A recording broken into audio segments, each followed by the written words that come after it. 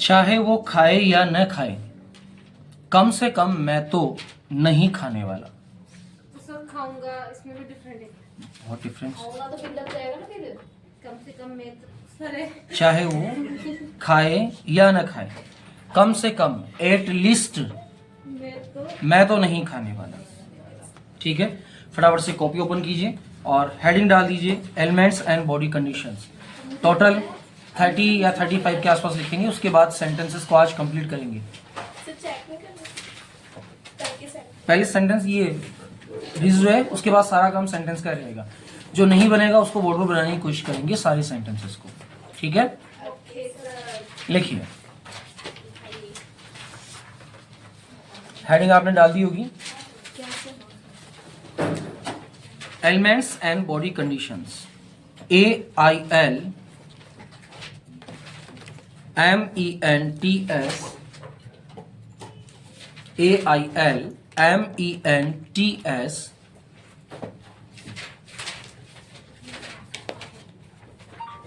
and body conditions, elements and body conditions। आज कौन कौन एब्सेंट है जो कल थे और आज नहीं है? विकास एंड रोहित।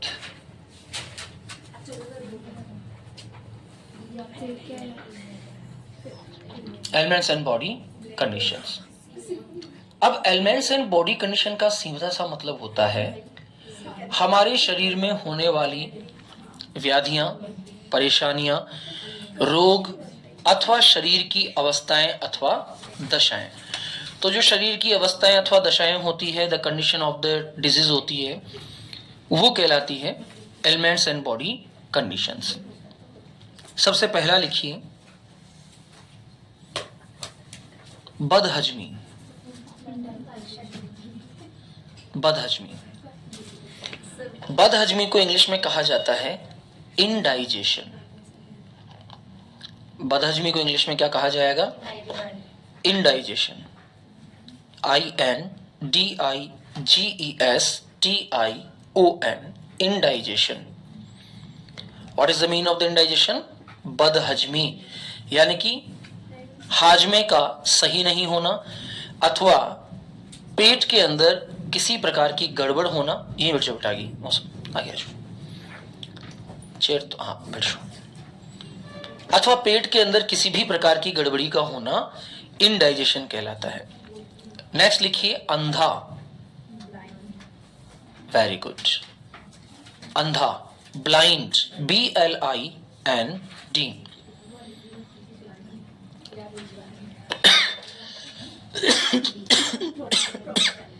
सॉरी, लगभग 100 के आसपास होंगी डिजीज, 100 के आसपास।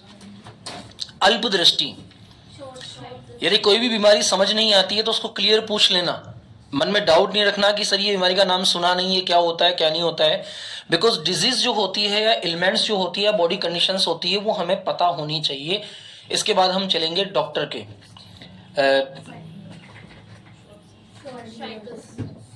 डॉक्टर की जो सारी कंडीशंस होती है, बातें होती है, हम डॉक्टर से कैसे मिलते हैं, वो सारा इसके बाद चलेगा मेडिकल रिप्रेजेंट कंडीशन में।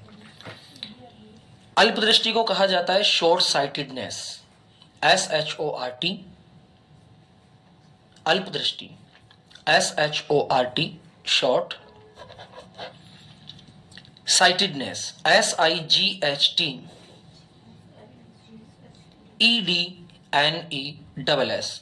Short sightedness. तो शॉर्ट साइटेडनेस का मतलब क्या हो गया? अल्प दृष्टि। अम्लपित्त, अगला शब्द है अम्लपित्त। अम्लपित्त,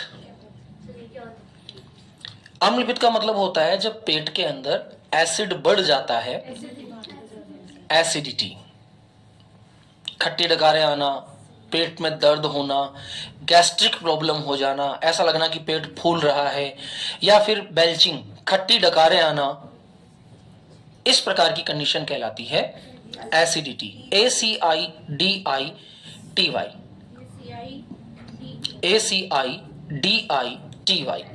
सभी प्रकार के डिजीज के नाम आपको याद होने ही चाहिए। कई बार कई लोग बताते हैं कि उसको ये प्रॉब्लम है, हम समझ ही नहीं पाते हैं कि प्रॉब्लम क्या है। नेक्स्ट लिखिए अतिसार। अतिसार, डायरिया। अतिसार को इंग्लिश में डायरिया कहा जाता है। DIARRHOEA, diarrhoea. ये वॉमिट एंड लूज मोशन की मिक्स बीमारी है। मतलब व्यक्ति को लूज मोशन भी हो जाते हैं और वॉमिट भी होता है, तो ये कहलाती है डायरिया। ये अपच की वजह से होती है, पानी शूट नहीं होता या खाना शूट नहीं होता, आंतें कमजोर हो जाती है। कई लोगों को आपने से देखा होगा ना कि जैसे ही वो खाना खाते हैं, खाना खाने के तुरंत बाद वो फ्रेश होने के लिए चले जाते हैं। इसका मतलब उनकी डाइजेस्टिव सिस्टम जो है वो थोड़ा सा कमजोर हो रहा है और इसकी वजह से डायरिया नामक बीमारी उनको घेर लेती है। नेक्स्ट लिखिए आंत उतरना। आंत उतरना, हर्निया। अगर आंतें अपने स्थान को छोड़ देती है अथवा उनमें स्वेलिंग हो जाती है तो ये बीमारी कहलाती है hernia. HERNIA, hernia. HERNIA, hernia. तो इसमें क्या होता है? आपने आंत उतर जाती है, जो इंटेस्टाइन्स होती है अपनी छोटी आंत बड़ी आंत होती है, इनमें स्वेलिंग हो जाती है और ये अपनी जगह को छोड़ देती है, जिससे डाइजेशन सिस्टम पूरी तरह से गड़बड़ा जाता है, हर्निया।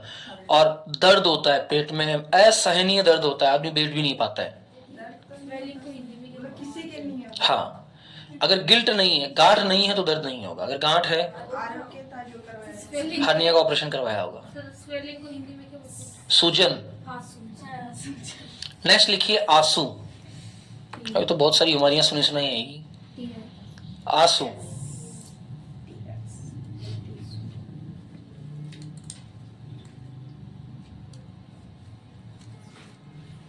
टीयर्स। नेक्स्ट लिखिए उबासी, यंग।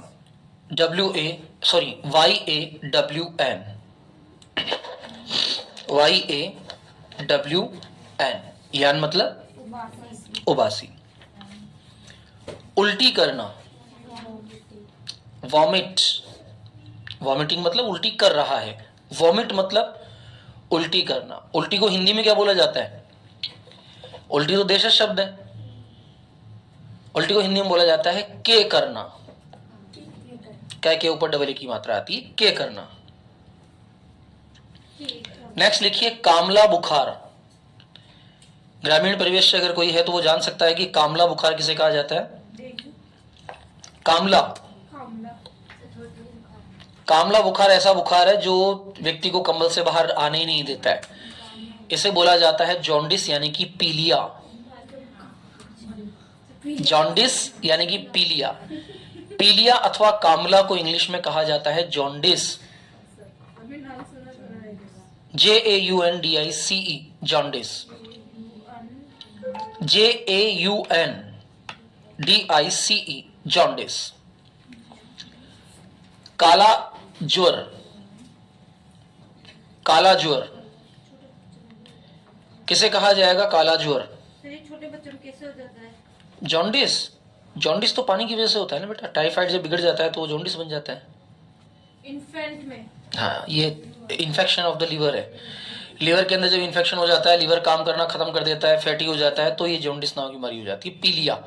इसमें व्यक्ति की आंखें पीली हो जाती है, नाखून पीले हो जाते हैं, शरीर का जो स्किन का रंग है वो कम हो जाता, येलोइश में हो जाता है, और ब्लड जो है उसमें हीमोग्लोबिन की मात्रा धीरे धीरे खत्म हो जाती है।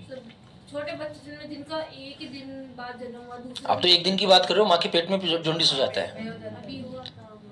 पेट में जॉन्डिस हो जाता है, फिर ब्लड चेंज कर दिया जाता है ना। छोटे बच्चों में तो कोई इश्यू ही नहीं है, कितना सा खून लगता है, इतना सा खून लगता है, चेंज कर देते हैं, कर देते हैं ना चेंज। लेकिन ब्लड चेंज करना ही बहुत टेंशन वाला काम होता है। क्या पता शरीर उस ब्लड को एक्सेप्ट करे या ना करे। एक्सेप्ट नहीं किया तो कहानी खत्म, एक्सेप्ट कर लिया तो कहानी शुरू। दोनों ही काम एक साथ हो जाते हैं। चलिए अगला बुखार है काला बुखार लिख दिया आपने, काला ज्वर, टाइफस, TYPHUS, काला ज्वर, टाइफस। Typhus, TYPHUS, typhus. काला बुखार हाँ, इसे काला ज्वर कहते हैं, काला बुखार अलग आएगा अभी। काला ज्वर इसलिए कहते हैं क्योंकि इसके अंदर व्यक्ति दुबला पतला हो जाता है, उसके शरीर में ब्लड कम होने लग जाता है, तो उसकी वजह से उसकी स्किन जो होती है वो बिल्कुल काली हो जाती है, डार्क हो जाती है, आंखों के नीचे डार्क सर्कल्स हो जाते हैं, बहुत कमजोर कृशकाय व्यक्ति बन जाता है। देखा होगा आपने, कई सारे लोग होते हैं जो बहुत बुखार के अंदर तुरंत दुबले पतले हो जाते हैं, तो वो टाइफस यानी कि काला बुखार कहलाता है। अगला लिखिए आप, काना, काना, वन आइट। अगर किसी की एक आंख नहीं है तो वो वन आइड कहलाता है, वन आइट, ONE1EYED, वन आइट। कुबड़ा, कुबड़ भी एक बीमारी है, हंचबैक, कुबड़पन अथवा कुबड़ा, इसको इंग्लिश में कहा जाता है hunchback, HUNCHBACK, hunchback, HUNCHBACK, hunchback यानी कि कुबड़ा। अच्छा, कुबड़ कहाँ निकलती है? पेट में, पीठ पे, यहाँ जो अपनी स्पाइनल कॉर्ड होती है ना, ये स्पाइनल उठ जाती है, इसके पास के अंदर हल्की सी एक मांस का पिंड जमा होना शुरू हो जाता है, जिससे व्यक्ति की कमर धीरे धीरे नीचे झुकना शुरू हो जाती है, क्योंकि स्पाइनल पर जोड़ पड़ता है ना। अभी तो स्पाइनल ऐसे होती है, फिर जैसे जैसे जोड़ पड़ता है स्पाइनल ऐसे होती चली जाती है, और ये जो कंधा है ये झुक जाता है। अगर कोई व्यक्ति ज्यादा झुककर चलता है तो वो भी हंचबैक हो जाता है। बैग वाला जो बोझ है वो नहीं कह सकते हैं। या नेक्स्ट लिखिए, कोढ़, महाकुष्ठ, कोढ़, महाकुष्ठ, लेप्रोसी। ये बीमारी अब अपने यहाँ बहुत कम है। एक समय था जब बहुत ज्यादा ये बीमारी होती थी। धार्मिक मान्यता के अनुसार मालपुरा के पास में एक स्थान है, डिग्गी कल्याण जी, वो एक ऐसा स्थान है जहां कोढ़ रोग खत्म हो जाता है, कोढ़ी ठीक हो जाते हैं वहां। Leprosy, LEPROSY, LEPROSY, leprosy. Next लिखिए, कब्ज, इसको हिंदी में कहा जाता है कोष्ठबद्धता। कब्ज को इंग्लिश में क्या कहेंगे? कब्ज जानते तो हो ना, जब पेट साफ नहीं होता है, कब्ज, कॉन्स्टिपेशन,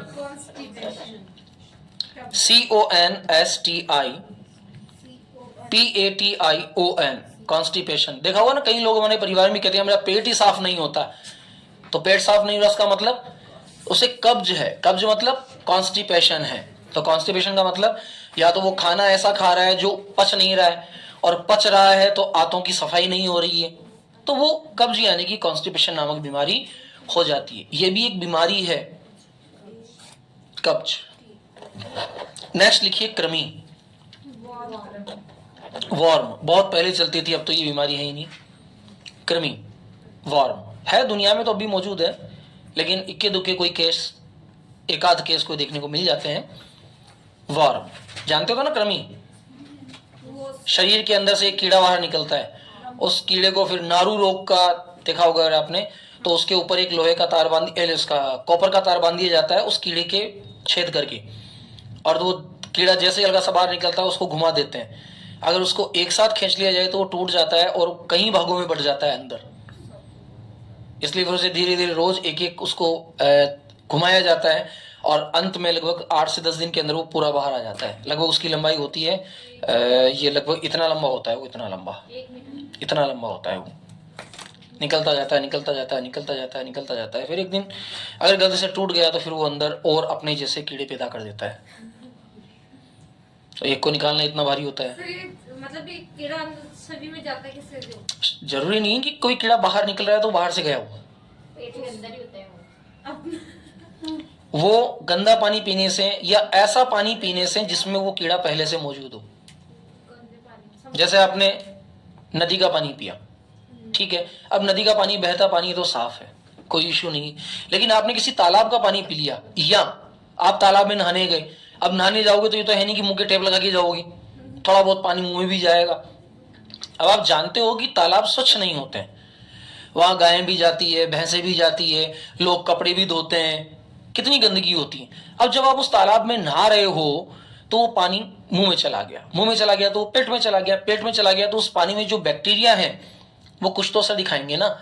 कई प्रकार के बैक्टीरिया, कीटाणु, विषाणु, जीवाणु तो हमारे पेट में जो एसिड होता है उससे ही खत्म हो जाते हैं, लेकिन जो नहीं पाते हैं, जो थोड़े दादागिरी वाले होते हैं, डॉन टाइप के बैक्टीरिया होते हैं, वो फिर हमारे शरीर में कहीं ना कहीं चले जाते हैं और उससे फिर वो डेवलप हो जाते हैं।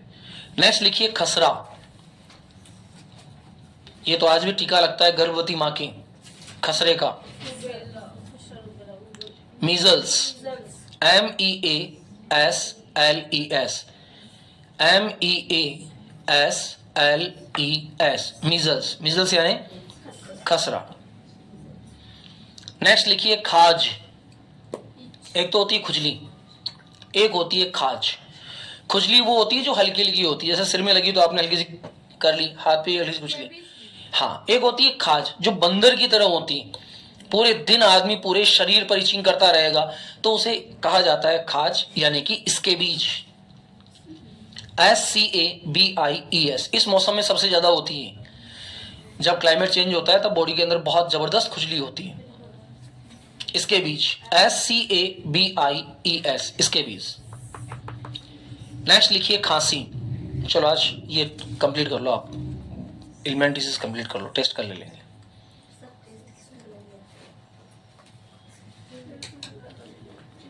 खांसी को कहा जाता है कफ, COUGH, COUGH, कफ यानी खांसी। नेक्स्ट लिखिए खुजली, इच, ITCH।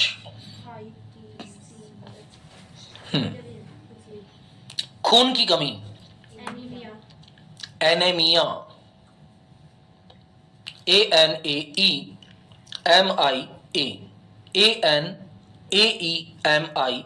एनीमिया। एनीमिया यानी खून की कमी। सरकारी स्कूलों के अंदर हर सप्ताह एक टेबलेट दी जाती है बच्चियों को आयरन की, वो एनीमिया नामक बीमारी को दूर करती है। जिसको भी लड़कियां फेंकती थी, लेनी चाहिए, अन्नू तो बहुत फेंकती थी, फेंक करके ले जाती घर पे। लेनी चाहिए बेटा, वो आयरन टेबलेट्स आप लोगों के लिए तो वरदान है बेटा। असल ये अन्नू हमेशा कहती मेरे को अच्छी लगती है, पहले की दवाई है ये ना, टेस्ट थोड़ी होता है वो, कोई पिज्जा थोड़ी जो टेस्ट से खाओगे उसमें थोड़ा सा चीज और डालो। ये बैग में भर के रखती थी, बहुत सारी लगती थी इसके बैग में। नेक्स्ट खून का बहना, ब्लीडिंग, BLEEDING, खून का बहना, ब्लीडिंग। कोई व्यक्ति दौड़ रहा है, चोट लग गई, अब लगातार जो ब्लड निकल रहा है वो क्या कहलाएगा, ब्लीडिंग, BLEEDING, ब्लीडिंग यानी खून का बहना। गठिया, रूमेटिज्म, बहुत खतरनाक बीमारी थी, वैसा भी आज भी होती है। गठिया बाय गांव के लोगों में बहुत ज्यादा होती है क्योंकि उन्हें बहुत ज्यादा वर्क करना पड़ता है। गठिया, घटिया नहीं, गठिया, गाय वाला, गठिया। रूमेटिज्म, RHEUMATISM, जिसका उच्चारण नहीं है उसका उच्चारण साथ में लिखो, रूमेटिज्म। इसे कहा जाता है रूमेटिज्म। रूमेटिज्म मतलब गठिया की बीमारी। गठिया की बीमारी, शरीर में जगह जगह हड्डियों के पास गांठें बन जाती हैं।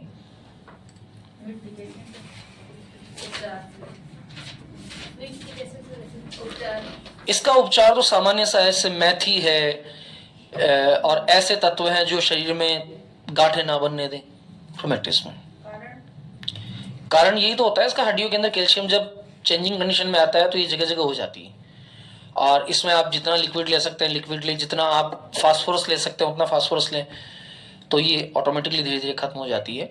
या फिर पुराने लोग जो होते हैं ये गुड़ का सेवन बंद कर देते हैं।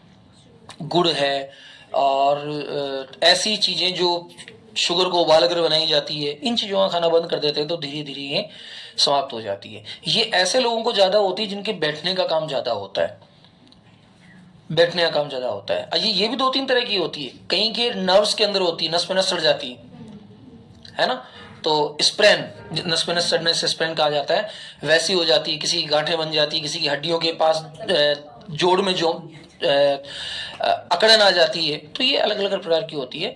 डॉक्टर कई प्रकार के तरीकों से इसका इलाज करता है, बाकी बेस्ट इलाज तो ये है कि घूमते फिरते रहो, that is the good treatment. गर्भपात। नेक्स्ट डिजीज लिखिए, गर्भपात, अबार्शन, गर्भपात, abortion, ABORTION, ABORTION, abortion. Next लिखिए गलदाह, गले का जलना, गले में जलन होना,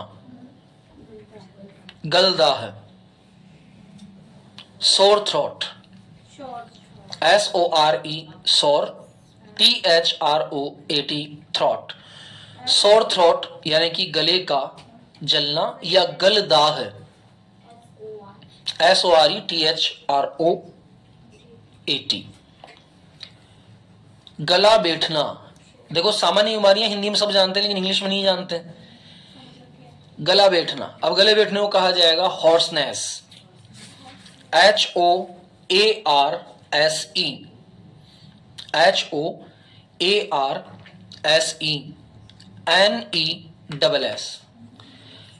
HOARSE, NESS, hoarseness. Hoarseness mean गला बैठना। नेक्स्ट लिखिए गलसुआ, कौन कौन जानता है गलसुआ नामी बीमारी? गलसुआ नहीं जानते हो? गलसुआ गले के अंदर छाले हो जाना, टॉन्सिल, TONSIL, टॉन्सिल। टॉन्सिल यानी गले के अंदर छाले हो जाना, तो जो गले में छाले हो जाते हैं उनको कहा जाता है टॉन्सिल। नेक्स्ट गांठ, ट्यूमर, TUMOUR, TUMOUR, ट्यूमर यानी गांठ का हो जाना। गूंगा व्यक्ति जो बोल नहीं सकता, डम, DUMB, डम, डेफ जो सुन नहीं सकता, डम।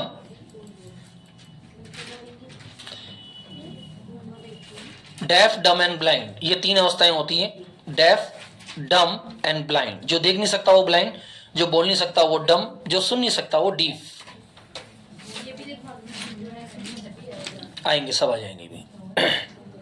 गंजा व्यक्ति, मेरा जैसा, बाल्ड, BALD, बाल्ड,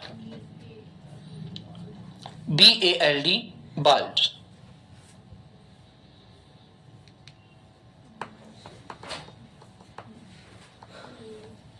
नेक्स्ट लिखिए घाव, ये सारे मीनिंग कल याद होनी चाहिए, ध्यान रखना। घाव, वुंड, WOUND, वुंड यानी घाव। Next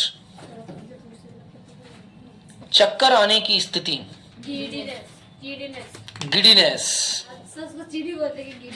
GIDDINESS, giddiness, NESS। Giddiness का मतलब होगा चक्कर आने की स्थिति,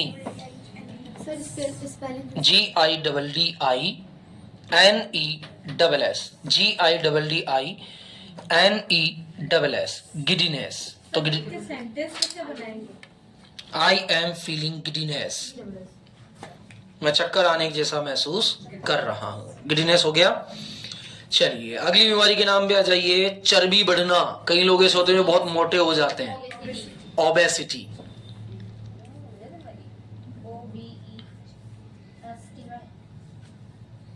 यार आजकल मैं बहुत मोटा हो रहा हूं, ये क्या है? It is obesity, OBESITY, OBESITY, obesity. चोट लगना, द नेक्स्ट वर्ड इज चोट लगना। हर्ट, हार्ट तो दिल, हृदय होता है, HURT, हर्ट, हर्ट यानी चोट लगना। चलिए नेक्स्ट वन इज छींकना, स्नीजिंग, SNEEZING, स्नीजिंग। सर अब यहाँ पे ING क्यों लगा? स्नीजिंग, क्योंकि छींकने की क्रिया लगातार होती है, एक बार नहीं छींकते आप। कई लोग 2 बार छींकते हैं, कहीं 3 बार, कहीं 4 बार, कहीं 5 बार, तो लगातार होने वाली क्रिया है नहीं, इसलिए यहां स्नीज या स्नीजिंग। नेक्स्ट लिखिए जहरबाद, cancer, CANCER, cancer, CANCER, cancer, जहरबाद। जलोदर, जलोदर, ड्रॉपसी, DROPSY। जानते हो जलोदर कौन सी बीमारी होती है? नहीं जानते? जानते हो यार, ऐसे क्या करते हो यार, जानते हो सब? नहीं जानते? कभी गर्मियों के दिनों में किसी जागरण में गए हो क्या? हैं? और आपने देखा होगा जागरण के बाद कई लोगों के यहाँ जगह जगह फफोले हो जाते हैं, होते हैं ना। एक वो कीड़ा आता है, उसको अब मैं बोल नहीं सकता क्योंकि वो नहीं, उस कीड़े को देशी भाषा में बोला जाता है तेलन। इतना सा कीड़ा होता है, जब वो आपके जहां भी बैठ जाता है वहां एक छाले टाइप का हो जाता है। फिर जब वो फूटता है तो उससे दूसरा, फिर तीसरा, फिर चौथा, फिर 5वां, वो बढ़ते ही जाते हैं, निशान नहीं जाते हैं, बहुत लंबा, जलन होती है जोरदार, बिल्कुल वैसे जगह जगह पानी के छाले बन जाते हैं। जिसको नहीं पता वो मेरे साथ चलना कभी जागरण के अंदर, मैं उसे बता दूंगा किस प्रकार होता है। कौन कौन जानता है बताओ मुझे? जानते हो ना? बहुत रिस्की कीड़ा होता है ये। टेलर भी होता है, टेलर नाम से भी होता है ना एक कीड़ा। वो वही वो होता है, उसका अलग अलग नाम है, बस वो जहां, बस अभी इन लाइव क्लास नहीं बोल सकता, बाद में बताऊंगा इसका पूरा। ओके, नेक्स्ट लिखिए जुकाम, लास्ट है ये आज का, इसके बाद कल करेंगे फिर। जुकाम, जुकाम को इंग्लिश में कहा जाता है कोरिजा, CORYZA, कोरिजा, ये इसका प्रॉपर नाम है। बाकी कोल्ड कह दो, फ्लू कह दो, ये कह सकते हैं, कोरिजा इसका प्रॉपर नाम है। आज लेट कौन आया था? मौसम, काफी छुट्टी हो गई बेटा आपकी? अच्छा, एक दिन देखा था मैंने आपको, हाँ हाँ, आरोग्य मेडिकल के बाहर देखा था मैंने, हाँ 6 तारीख को देखा था मैंने आपको, 5:48 पे।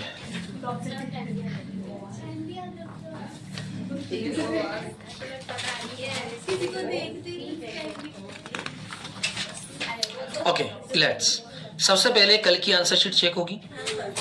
सेंटेंस नंबर 1 से लेकर सेंटेंस नंबर 71 राइट और रॉन्ग करते जाना, और जिसने नहीं बनाई है उसको बहुत बहुत धन्यवाद, स्पेशल थैंक कि उसने नहीं बनाई है, वो मेरा नाम रोशन करने की ओर चल रहा है आगे। Thanks for class, nice to meet you. आज की क्लास इतनी ही, थैंक यू।